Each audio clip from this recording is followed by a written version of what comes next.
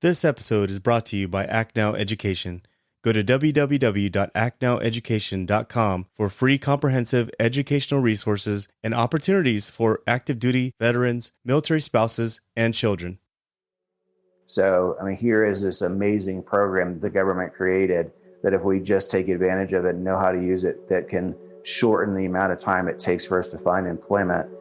There's no reason for us not to take advantage of it. And I wanted that to be there for my brothers and sisters. This is an amazing program that they're not getting to leverage today because they don't know about it and don't have a means to do it. So I wanted to I wanted to give back and put some time and energy into solving that problem. And so that's why I did it. Thank you for tuning in today, folks. Today, our guest is Mr. Craig Washburn, who is the founder and CEO of Veteran Tax Credit. His company is the authority for helping veterans find employment utilizing the Work Opportunity Tax Credit, otherwise known as WOTC. You see, many people don't know this, but there are programs that actually incentivize businesses to hire military veterans. But navigating that red tape is something VTC offers their top-tier expertise with assistance. Linking up that incentive and the opportunity is the number one mission of Mr. Washburn's company. Craig, I'd like to thank you for joining me today. It's great to be here, KP, and so excited to be part of the Morning Formation podcast. Yeah, no, the honor's all mine. When I started reading into VTC and what you guys offered, it really is a undiscovered gem. And so I'd like to just get into it and learn a little bit about you, where you're originally from, and tell us a little bit about your time in the Navy. Sure. Well, I grew up in the great state of Florida as a surf rat and loved the beach and essentially worked my way through high school and then went to college straight out of high school, but I'd made a deal with my parents that I was going to pay for half my school, and college was a lot more expensive than I expected it to be. And unfortunately, I wasn't able to find a job when I got to school. And within the first semester, I was running out of money. So, this was all around the time that the first Gulf War was heating up. And, I had to make a decision, either, man up and take care of myself or go back home and live with mom and dad and, go to community college or something like that. And, I just felt like it was time for me to move on and take ownership of my own life. So, with everything going on with Iraq at the time, it just, the stars aligned and it made sense. It was a way for me to serve my country and get a little bit of money for college at the same time. So I actually joined the Navy. It was January 3rd of 1991. So about 2 weeks into boot camp is when the invasion started. So the first Gulf War started. That was kind of an interesting experience because the company commanders come on in and they get us all lined up like we normally do. And then they broke the news that we were going to war. And, if you guys don't listen to what we say and don't learn what we're going to teach you, it could be the difference between living and dying. And they had us all worked up. But it segued into a really good conversation around, this is why we have chain of command. This is why it's important to have attention to detail and all of the different things that we learn when we go through the boot camp. So that was my foray into the Navy. Spent 4 years 2 years in a helicopter squadron. So the SH-60Bs in their RAG squadron, where we were training pilots how to fly those birds. And then transitioned from there to the Saratoga, who's no longer with us. She has been mothballed, but did a deployment on the Saratoga, and actually was over there during the Bosnia-Herzegovina conflict, where we were enforcing the no-fly zone over there. So great times. Obviously, as somebody who's a military brother, you understand that there's a lot of ups and downs of the military life. But, I took more away from it than I could have anywhere else. It was just such an amazing opportunity for me to learn the things personally that I needed to. Obviously we get skills that come along with it, but kind of the the self accountability aspect of it and the discipline that comes along with being in the military, and then the leadership side of it. Right. It was amazing experience that I took a lot away from and was happy to serve. And now I'm happy to be serving again.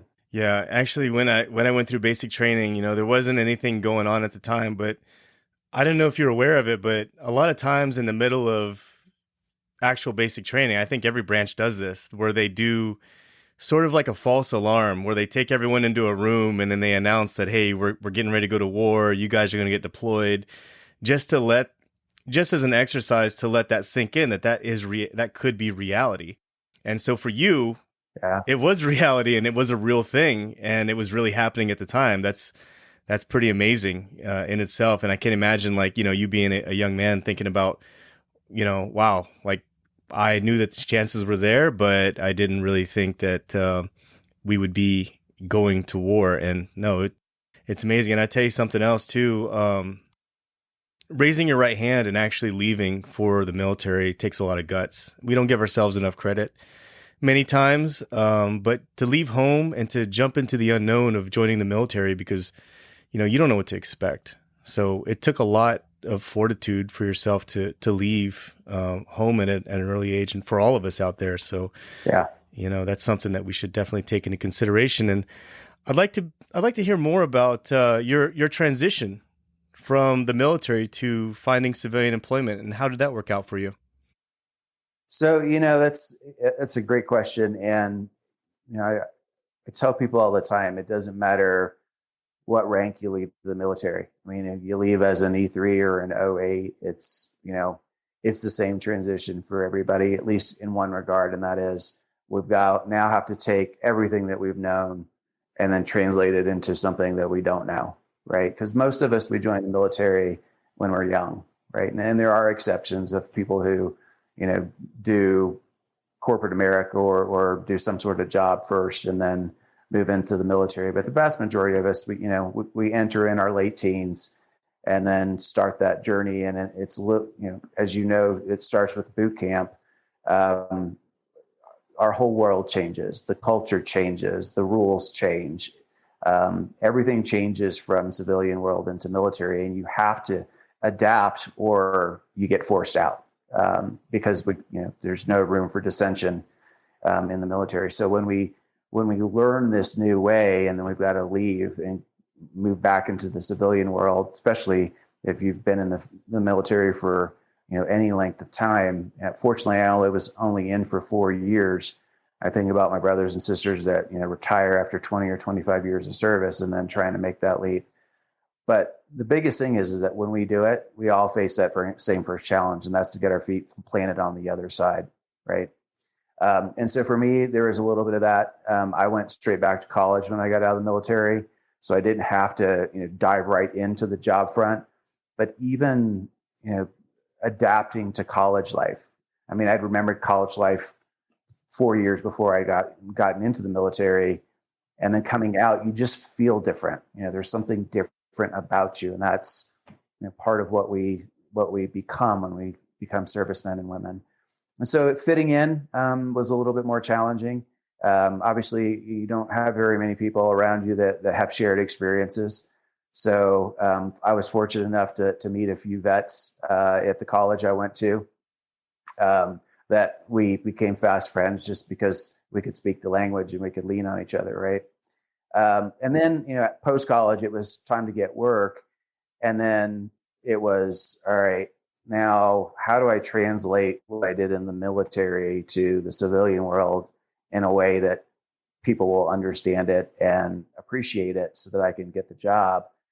And transition today is so much better. I mean, I know there are a lot of people say that it's lacking, and I would agree in some respects that it's still not where we want it to be, but it is leaps and bounds above what it was when I got out. I mean, I went down to the MWR office for 2 hours, and they handed me a packet with some resume templates and said, "Good luck," and that was it. I mean, it was not what it is today. So I didn't have that translation skill ability, and it was challenging. I got fortunate enough that I just had the drive to succeed no matter what. So I put my head to the ground and started looking for opportunities and doing the legwork. And back in the day when you actually could send resumes to a person, or you could actually show up to the front door and ask for the HR manager and actually talk to somebody, right? I mean, today, you've got to use the digital world where you feel like you fall into a black hole every time you send a resume somewhere. But I was fortunate enough to work my way into my first roles and started off doing financial planning, little interim gig of running a health club before I did that. But even there, that transition, as an employee, when I first started at the financial services company, I did very well because, discipline, mindset, just I came to work. And it didn't take long. Within 6 months, I was outwriting everybody in my office. I mean, people that had been in financial services for 20 years, I was mopping the floor with them just because I had the work ethic. But when I moved into the position of leadership, which was ultimately what happened, that's where some of the stuff started to shake itself out. Because, I would have morning meetings with my team and say, here's what we got going this week. This is what's expected of you. This is what's expected of you. Let's go and get to work. Right. Well, it didn't take long before I got called into my manager's office saying, hey, we're getting complaints from HR that you're being way too firm. I'm like, how am I being too firm? I'm just telling them what we need to get done. Right. Like, yeah, but you got to soften the tones. And so it was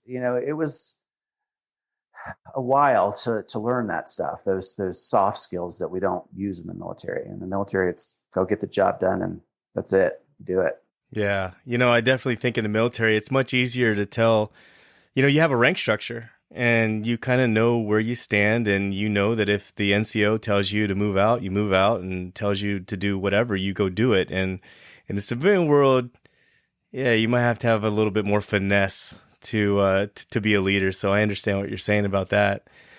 And so from your transition, at what point did you decide to start your business, Veteran Tax Credits? It was after a while. I did the corporate grind for quite a long time. And then, finally just got to a point in life where there's nothing wrong with corporate America. It is what it is. But it felt like I was always having to ask permission to do things that I knew were going to benefit the company. And I didn't ever feel like I was really in charge of my own destiny. I was helping helping this organization, but it just, I felt like I needed to be in charge of my own destiny. So in 2007, I left corporate America and opened my first company, which was an insurance-based company. And then opened my second company shortly after that, which migrated insurance benefits for businesses into other HR solutions. So anything that was human capital related or HR related, I had built solutions to help companies with those types of things.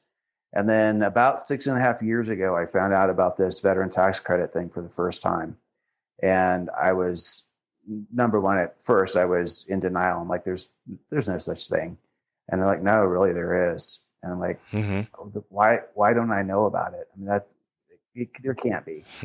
But as I did the research, I found out, I'm like, well, okay, well, maybe I'm just a Neanderthal and I've been dragging my knuckles the past 20 years and haven't been paying attention.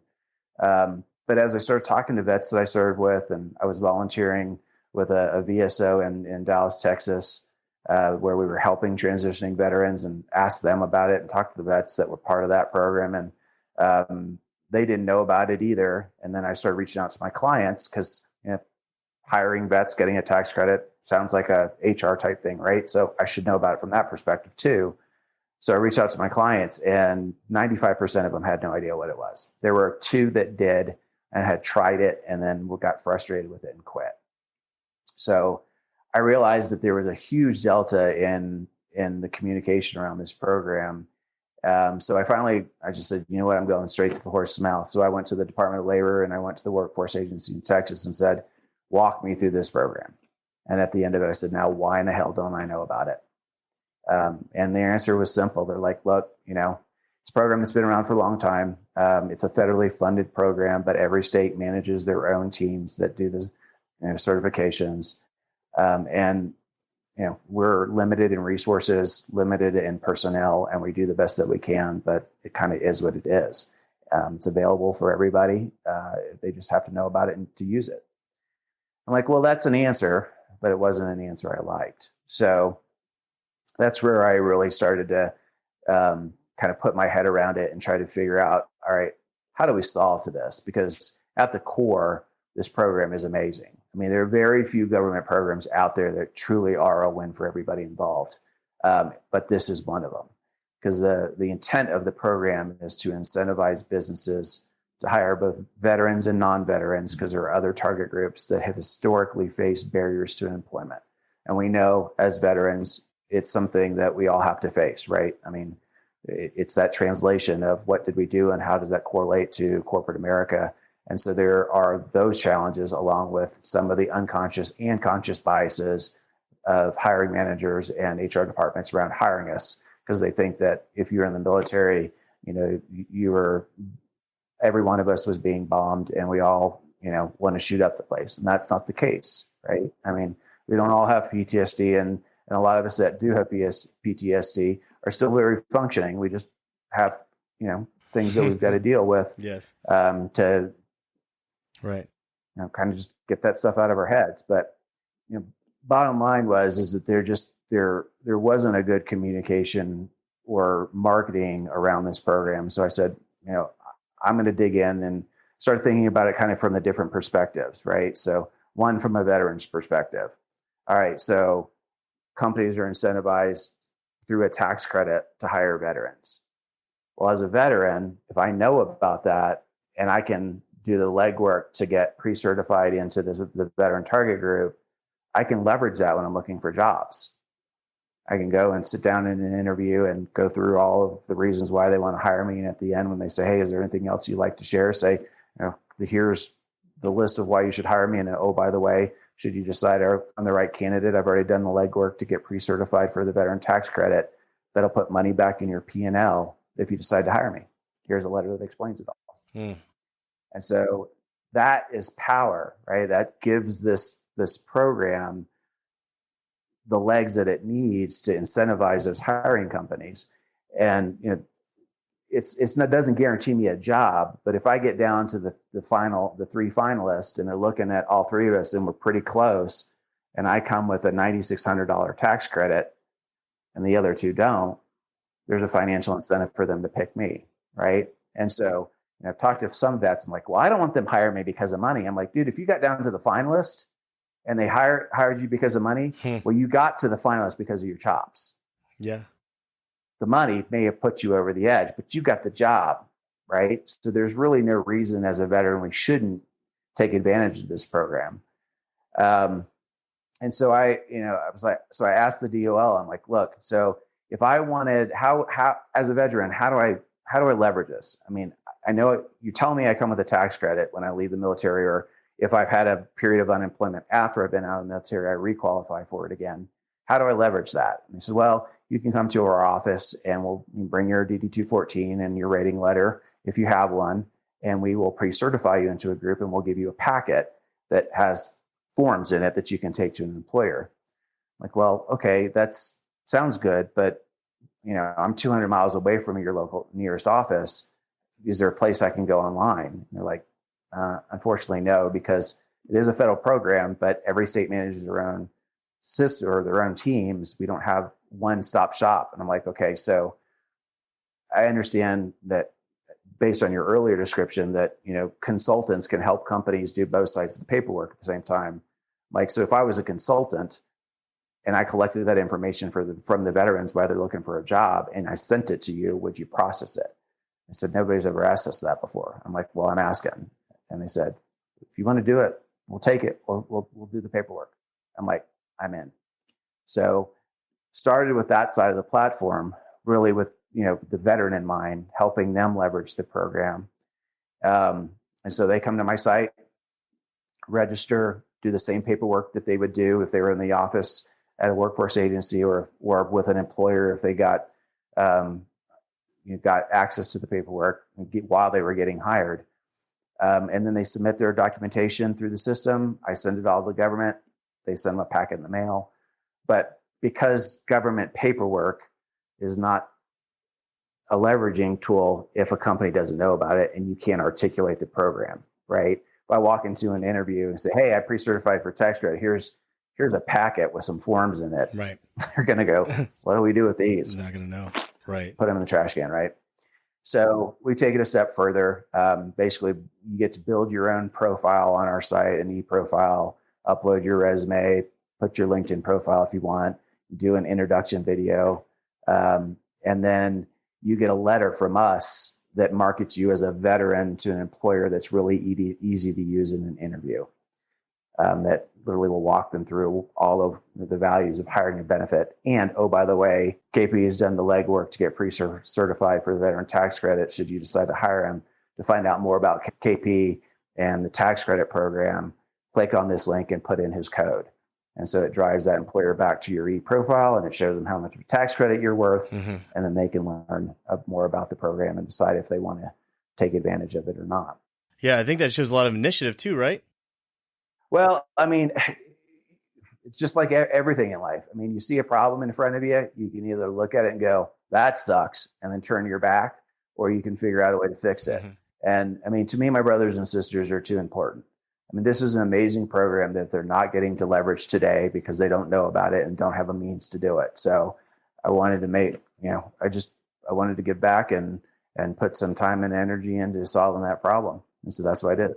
But even for the person that's applying for the job, I think that also displays a lot of initiative to go get pre-certified for something like this. And it shows sort of what they could do for the company as well, as far as leaning forward in the foxhole, as they say. You know, I think it displays a little bit of character when they seek you out to get that pre-certification done. And I was going to ask next, like, what is your main passion behind this whole thing? Well, I mean, at the end of the day, it's to be here for our community. Yeah. Right.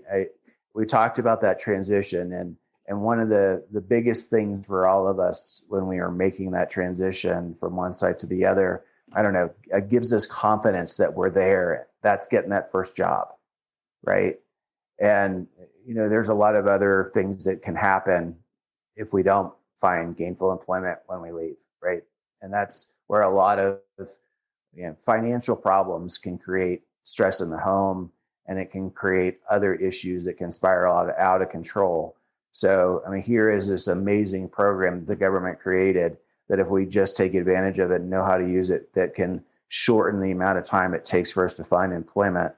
You know, there's no reason for us not to take advantage of it. And I wanted that to be there for my brothers and sisters. So, at the end of the day, my mission is I want companies to get a tax credit for hiring a veteran for the first time and then connect the dots, right? Hey, I got a great asset in hiring KP, and I got money back in my budget I wasn't expecting. Maybe I should be hiring more veterans. Right. And that's where it comes full circle. So all of the veterans I talk to, I tell them, I'm like, look, we have to take ownership of this program because the Department of Labor can't do it on their own.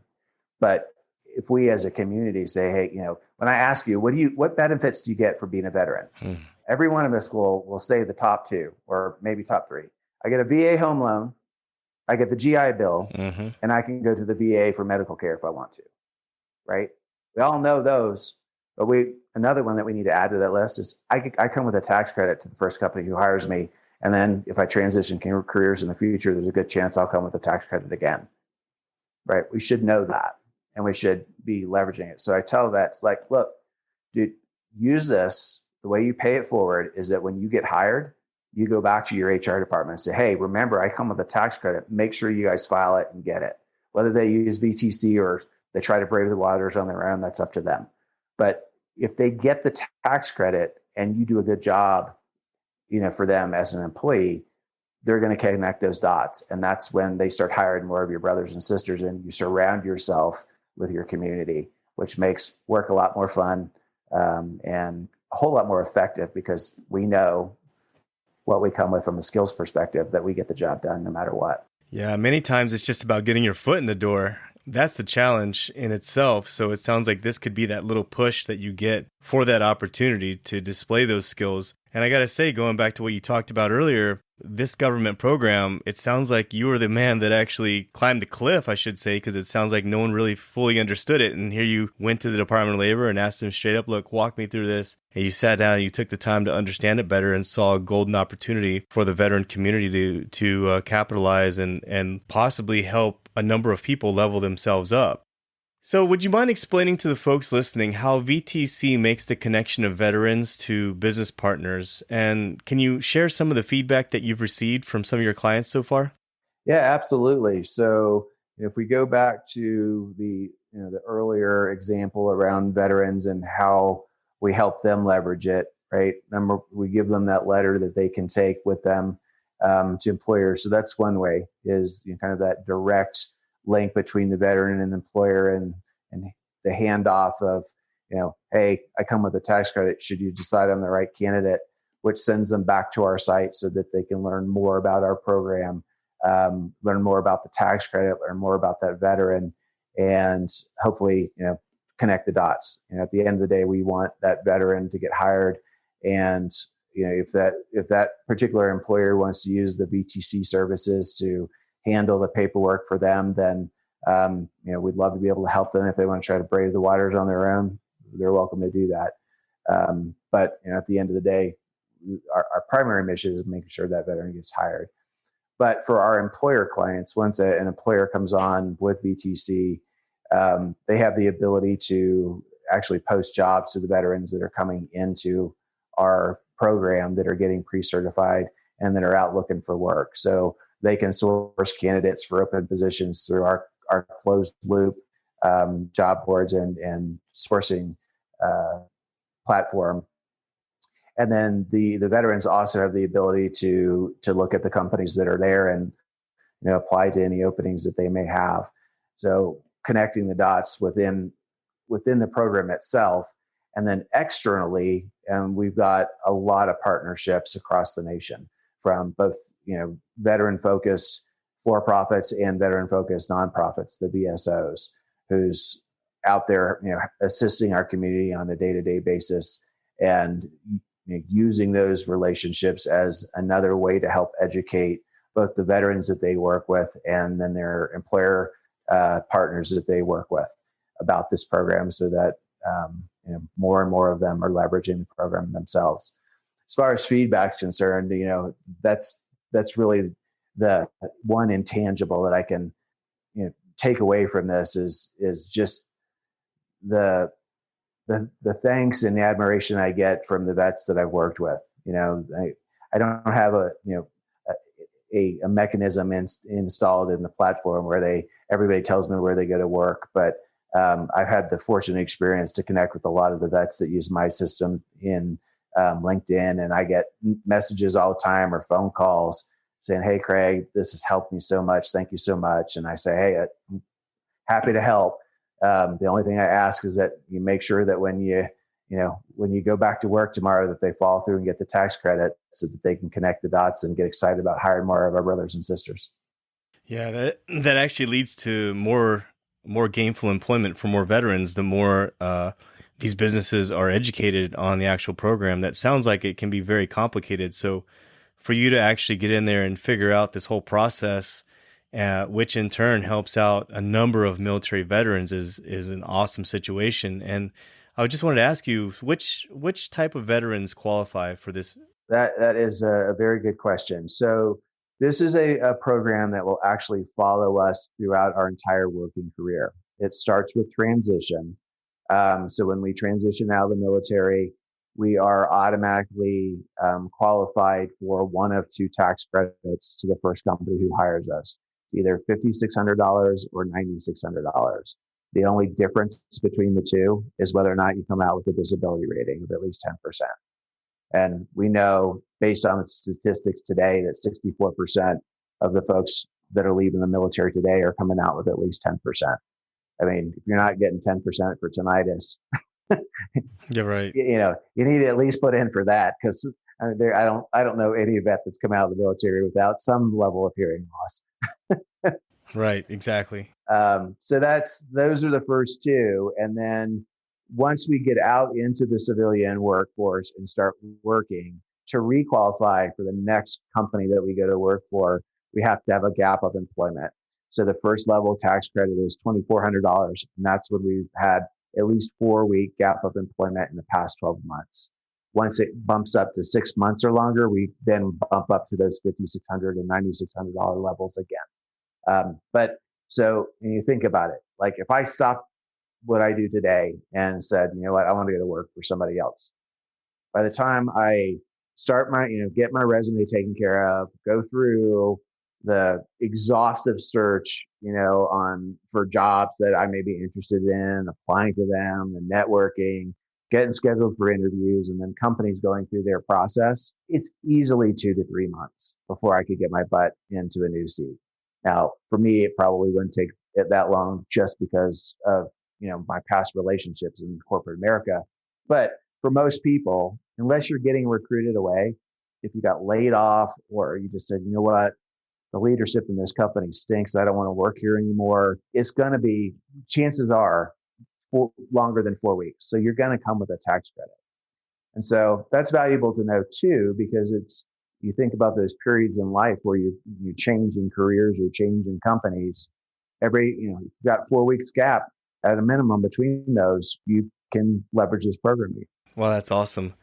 And so why is it so difficult for companies to connect the tax credit to the employment of our military veterans? Well, there's two things. One is first knowing about the program, because there's a lack of education out there about this program. And I will tell you, I have talked to big name companies that are known for hiring veterans. Like if I told, and I won't, for confidentiality purposes, I won't name the companies. But if I said, company ABC, and you're like, oh my God, they're not doing this? What are they, crazy? I mean, they hire tons of veterans, right? Because they don't know about it. Right. And that's just, it's like all of those government loopholes for taxes, or all those government programs that were written for somebody because they're lobbying the government to get something that is going to help their company that doesn't get pushed out to the reps. I'm not saying it's one of those types of programs, but there's just so many different things out there that we don't know about just because the government is not a sales and marketing organization. Right. They create them, they put them out there on the Federal Register, and then they put them out there on their websites. But, you're, a small business or a medium-sized business, you're focusing on getting your product or service to market. You're not going to the Department of Labor's website and digging through all the different programs they have. And so that's one of the challenges. The other challenge is that once you find out about it, I alluded to braving the waters on your own, because this is a federally funded program, but each state handles it their own way. If you've got employees in multiple states, you've got multiple states you got to deal with, and each of them have their own process. And so if you get the paperwork wrong, chances are you're getting that tax credit denied, because there are teams of maybe 3 to 5 people. And so you think about, they're processing tax credits for the entire state, and they get yours and they go, hey, I got KP's in front of me, and they forgot to check a box. They don't have time to call up the company and say, hey, I got KP's paperwork in front of me. You missed a box. What's it supposed to be? They just go denied, and they move on to the next one. And so that's a challenge. And that's, I talked about the 2 companies that I knew about it and tried it and gave up on it. It was because they were investing a lot of time, energy, and resources into doing this, and then they weren't getting the ROI back because their credits kept get denied. And so that's where we come in on the employer side and make sure that doesn't happen. We essentially take over all of the government paperwork for our employer clients. We become the IRS agent of record for this program for them. We work with each state on their behalf. We make sure that the credits are done the right way. Our software that we give you to use, make sure that you can't make mistakes. And then, in the odd event that I get a denial back from the state, I'm on the phone with them saying, okay, what was missing? Why is this person getting denied? And 95% of the time, it's usually somebody had said, hey, I've been out of work for at least 4 weeks, and they go in their tax and wage system, and it had been 3. So they just didn't qualify. It wasn't because there was anything wrong. It was just because that particular person didn't qualify. So we literally are just, taking the mystery and headache out of it for our employers. And then, at the end of the year, we add up all the tax credits that they've earned and have been approved. We put it on the required IRS documentation and give it back to the company so they can hand it off to their CPA and say, there's 50 grand in taxes we don't have to pay this year. I can see how you make the process so streamlined and seem so easy, and how you would be a huge important role in that whole process. I'd like to ask you, what would be your top 3 takeaways for all our veterans out there to find employment? Well, so, first and foremost is when it comes time to make the transition is to start building your network. Most jobs that get filled through a referral. Companies place stuff out on the websites all the time, but if you have somebody who's hand walking your resume into a hiring manager or the HR manager, your chances of getting the interview is that much higher. So I'd say start that. Use LinkedIn, and through that process, I'd say make sure that you put your ego and stick it in your desk drawer, because there's nothing else that will beat up your ego more than that first job search. Because, we come out ready to take on the world and know our worth, and we expect that companies are going to jump over backwards to hire us. And the reality of it is, it just doesn't work that way. I mean, there are some companies that do a really good job of sourcing and targeting veterans, but the vast majority of the companies in our country don't. Even the ones that say they're veteran friendly, they put that on their websites as a marketing tag, right? So that they could say they're veteran friendly, but they don't do anything different for veterans that they would do for any other candidate. So, when you're starting this network, number one, put your ego in the desk drawer and then ask for help. There are 43,000 veteran service organizations in our country today whose primary mission is to be there to help you. So there are lots of resources, and actually through our site, look at our partnerships page. You go through those partners, you can reach out to any number of them, any one of them, and they'll talk to you and help you. And that's just, there's probably a list of 20, 25 partners on there today. And that's just a beginning of the 43,000 that are out there. So don't be afraid to ask for help in that process. Number 2 would be, go ahead and get your tax credit taken care of. Put that in your arsenal, and then on your resume at the top, at least a line on there that says pre-certified for the veteran tax credit. So what that does is that, as your recruiters are going through their applicant tracking systems, looking for who they want to call in for interviews, that could stand out and actually stop them long enough for them to actually look at your resume. And potentially, hey, what's this tax credit thing all about? Maybe we need to interview this person, right? I can't guarantee that's going to happen, but why not? Why do they put flashy things in marketing ads? To stop our attention. That's a flashy thing that you could put there that could potentially help. And then the last thing I would say is be aware and prepare yourself mentally that it may happen really quickly for you, but it may not. And chances are it's going to take longer than you expect. Being armed with that information can help, because it's really easy to get down on yourself in that process and start questioning your own worth in corporate America and in the society outside of the military if things take longer than you expect them to take. So don't beat yourself up mentally. I deal with all ranks transitioning, and I can tell you there are 08s and 09s that take 6 months to find their first job. So it's don't take it personal. It's just, it is what it is. And, it's like climbing that hill, right? You look at it in the beginning and it's daunting as hell. And you're like, there's no way I'm making it to the top. Just put your head down, take it a day at a time, take it a step at a time, and eventually you're going to get there.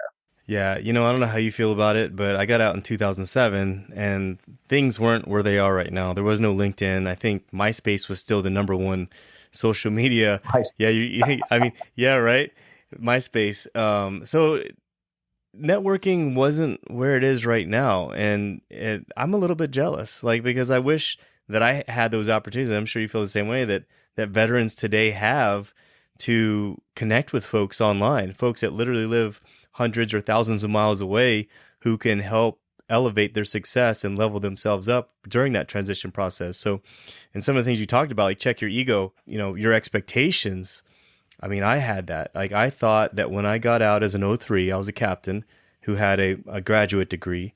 I thought that I was going to be no problem. Like, I'm going to get a job. It's going to be no big deal. And when it came down to it, I had one company that was willing to hire me. That was it. Like, by the time I got out, I interviewed with all these companies and I did my best to try to get the type of job that I wanted. And at the end of it all, when the dust settled, I only had one choice. So it was either go unemployed or take that job. And so I took that job and I ended up being there for a year. I wasn't happy there. A lot of what you just mentioned right now, it's actually very, very good advice. And folks listening should definitely heed what Craig is saying, because he's 100% on target with that. I'll give you one more resource too. I wasn't the main author, but I contributed to this book that's a good resource for anybody who's transitioning out. And the title of it is How to Speak Civilian Fluently and Prove It with Your CM Credentials. And what a CM credential is a certified manager. But essentially what this book does is it teaches you to speak the language of business. And when you read the book, you're going to realize the vast majority of things that you did in the military translate into civilian business speak. The challenge is that we face when we're transitioning and we're going on those interviews is that we don't know their language. Yeah. Right. So I mentioned P&L in the very beginning. That's the profit and loss statement for a business. That's the backbone of what they operate off of. How much money are we spending? How much money are we earning? And every department has line items within that profit and loss statement that they're responsible for. Knowing what a P&L is or not knowing what one is could be the difference between whether or not you get a job, right? So, we have accountability in the military for things that we're responsible for. It's usually not the money side of it, but supplies and materials and things of that nature. And so, knowing those types of things is crucial. And I would recommend, the book to everybody. You can find it on Amazon. So just put in that title and you should be able to find it without any problems. And then at the end of it, it actually will teach you what you need to know to take the certified manager test, and we'll give you a credential that you can put next to your name. And so, one more thing to help you as you're out there interviewing.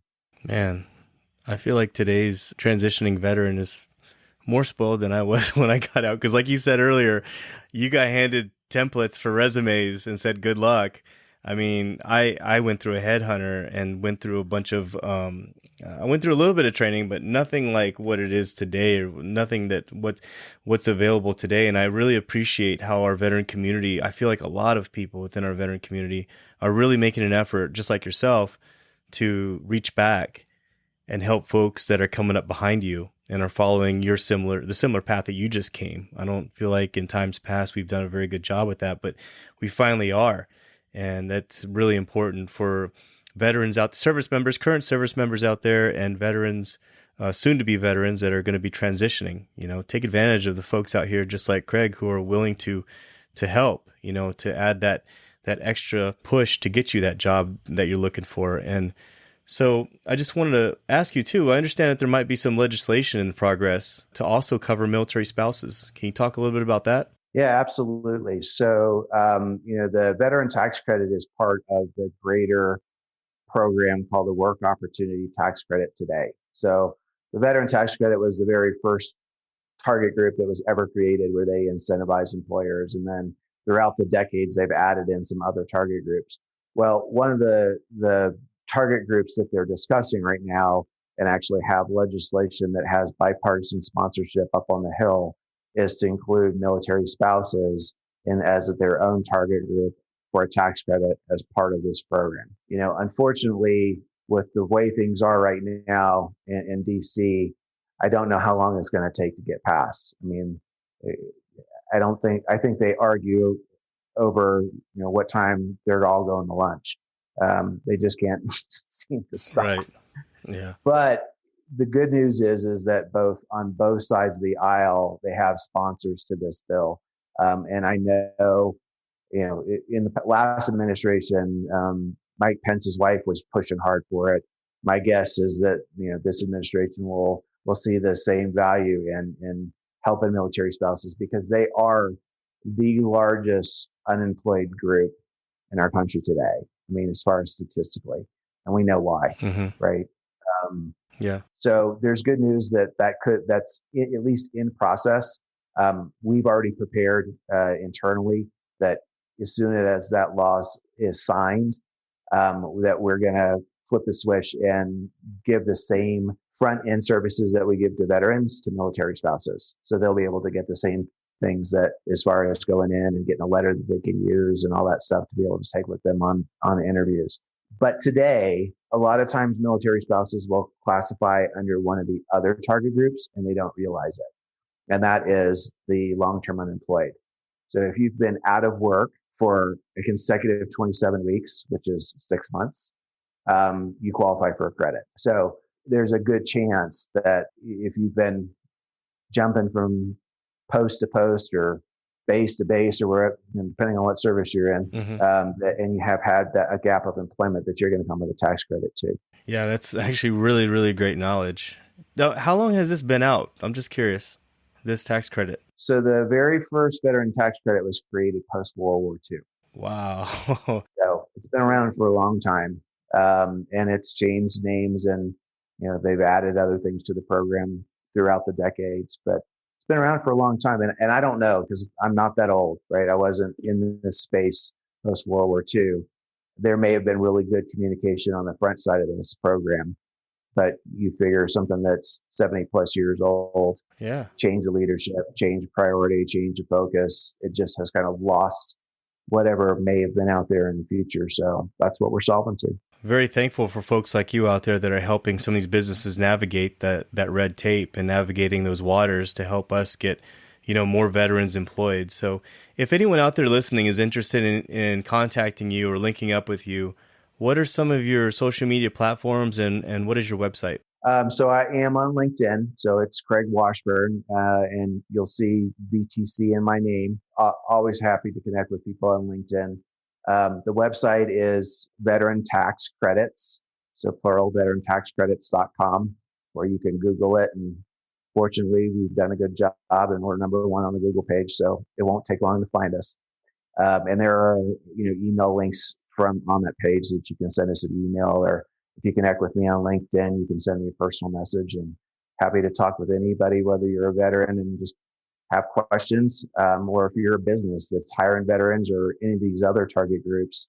I'd love to talk to you too, because if you're a business owner and you don't have a tax credit solution in place and you're already hiring these people and may not even know it, you're literally walking away from money every year and sending money to the fireplace that we call the IRS, when you could be putting it into programs to hire more veterans or help your companies grow. Yeah, most definitely. And I'll include in the show notes your contact information for LinkedIn and your website, and also I'll put the book in there as well in the show notes. So anyone listening out there, check out the show notes if you want to find those links. And Craig, before we finish everything up, is there anything that you'd like to tell everyone out there? Well, I tell you, obviously, we're coming to one of the 2 times a year when the nation remembers us, and that's Memorial Days. Number one, I want to thank all the vets and their families for everything that they've sacrificed, and really appreciate your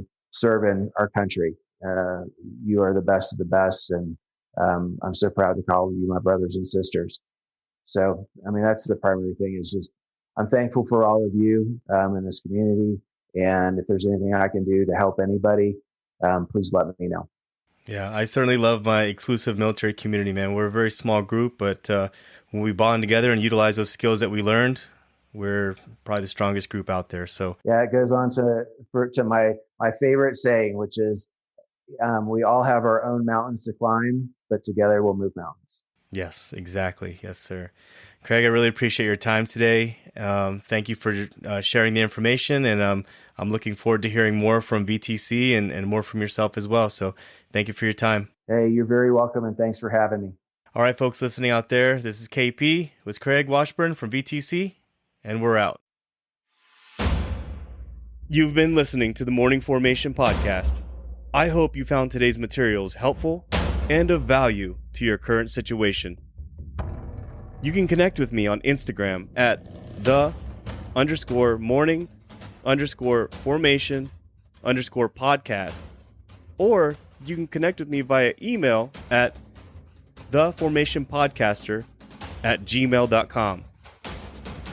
Also, I would like to thank my partners at Act Now Education for their support. Authenticity, community, and trusted is what you can expect from all members of the Act Now Education team. You can link up with them today and learn about some new, free educational resources on their Facebook, Instagram, LinkedIn, or at their website, actnoweducation.com. Whether today's show took you back to a nostalgic time or helped you think about tomorrow, thank you for tuning in, and I look forward to seeing you again. Stay safe and stay motivated. Warriors, fall out.